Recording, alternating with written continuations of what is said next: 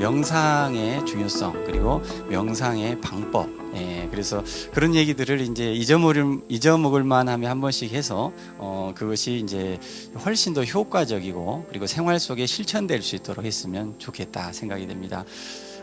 첫째 이제 명상은요, 그 교육이 아닙니다. 이렇게 모여서 한 화면을 보더라도 교육이 절대 아닙니다. 무슨 얘기냐면 그 스스로 저기에 나오는 얘기들이 내가 나에게 하는 것처럼 받아들이죠. 그래서 이것이 내가 나에게 하는 거기 때문에 마음속에서 완전히 열립니다. 그래서 다 그리 받아들이는 거죠. 어린아이가 또는 이제 말 배울 때부터요, 초등학교만 가더라도 그렇죠. 선생님이 얘기하면요, 그 백지 상태에서 받아들이죠. 이렇게 쭉 받아들이기 때문에 거부감이 없고 판단이 없고 그대로 받아들입니다. 그래서 그게 쑥쑥 이렇게 스며든다는 것이죠. 역시 우리가 성인이 됐어도 그러한 것이 가능하다는 것이 명상입니다. 명상 속에서는 방금 말씀드린 대로 완전히 오픈 마인드로 그 가랑비가 내릴 때 내 옷에 스며드는 것처럼 이 말씀들을 내가 나에게 속삭이는 것처럼 호흡 속에서 이렇게 받아들이죠. 그렇게 되면 쑥쑥 스며들죠. 그런데 내가 이 호흡을 깊게, 그러니까 이런 게 아니고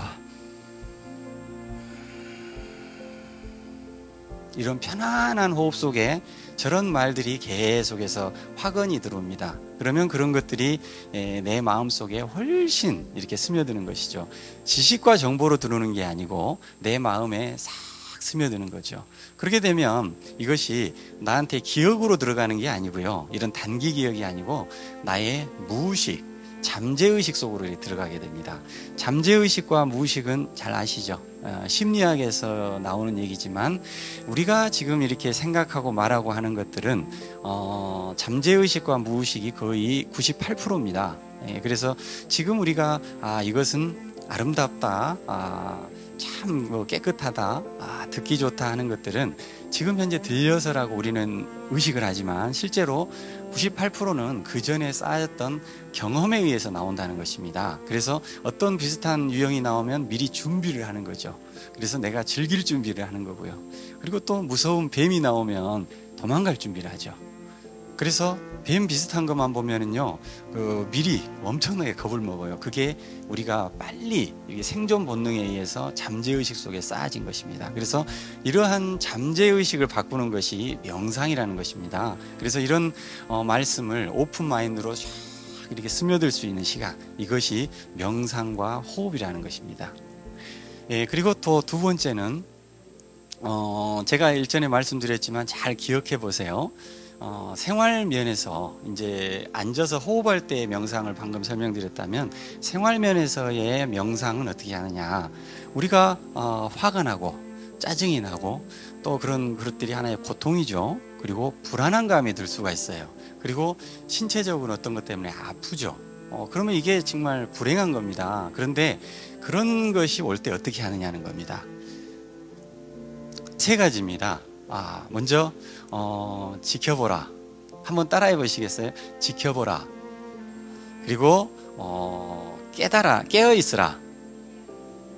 그리고 알아차려라. 잘하셨습니다. 지켜보고 깨어 있고 알아차리라, 이 얘기입니다. 그 얘기가 이제 뭐냐면은 다 이제 떠올리시면 아실 거예요. 지켜보라. 이게 뭐냐면 우리가 이제 아픕니다. 불안합니다.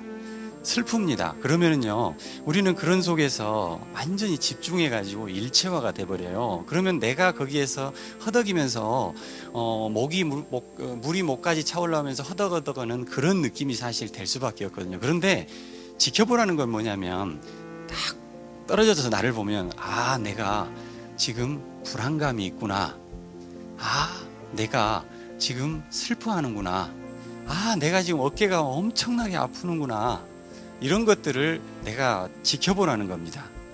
그러면은 남의 일처럼 보이는 거예요. 그래서 이게 완전히 떨어질 수는 없습니다. 하지만 그 집중해 있을 때와는 달라지는 것입니다. 내가 어떤 질투심이 나고 화가 났을 때는 내가 질투를 하고 있구나 라는 것을 지켜보라는 겁니다. 이 상태가 바로 깨어있는 상태입니다. 깨어있는 상태. 깨어있지 않은 상태는 반대로 뭐라고요? 완전히 그 고통과 슬픔과 통증에 몰입이 돼버린 상태가 깨어있지 않은 상태입니다. 예. 그래서 방금 지켜보는 것이 처음에 감정과 느낌을 지켜보는 게 되면 깨어있는 상태가 되고, 그것이 바로 우리가 알아차리는 상태가 되는 것입니다. 이 세 가지가 어떻게 보면 동시에 되는 것이죠. 이런 깨어있는 상태가 되면은요, 완전히 몰입이 돼가지고 그 슬픔에 빠져 있는 사람보다도요, 현재 이 깨어있는 상태가 되면 받아들이게 됩니다. 아, 내가 지금 처해 있는 사건, 상황을 그렇게 받아들이게 됩니다. 내가 이것을 직면할 수밖에 없구나 하면서 받아들이게 됩니다. 예. 그러면서 이러한 상황에 대해서 어떻게 될까요? 긍정의 내용이 이렇게 나오는 거죠. 슬픔과 불안이요, 방금의 그런 과정을 거치게 되면 긍정의 내용으로 바뀌게 된다는 것입니다. 그래서 이러한 상황들의 내용들이 우리가 똑같은 것이더라도 이렇게 달리 보일 수 있는 방법, 생활면에서의 우리가 명상을 실천하는 방법입니다. 예. 이해하시겠어요? 다시 한번 반복하겠습니다. 지켜보라, 그리고 깨어있으라, 그리고 마지막이 알아차리라. 예. 똑같은 얘기인데 첫 번째만 되면 세 가지가 동시에가 됩니다. 그래서 오늘 누가 나한테 옆에서 뭐라고 자극을 했어요. 그럴 때 여기서 저 사람이 평소에도 그러더만 여지없이 오늘 또 그러네, 그게 아니고요, 저 사람이 저렇게 하는데 내가 지금 감정이 상하고 있구나 라는 것을 알아차시면 됩니다. 간단합니다. 참 쉽죠? 예. 제가 이제 그런 내용을 일전에도 자꾸 말씀드렸지만 다시 한번 반복함으로써 우리 어르신들께서 생활면에서 이것을 실천할 수 있는 그것들을 다시 한번 말씀을 드렸습니다. 오늘 명상의 효과에 대해서 말씀드렸고요, 또 하나는 이제 생활면에 이 세 가지 내용을 말씀드렸습니다.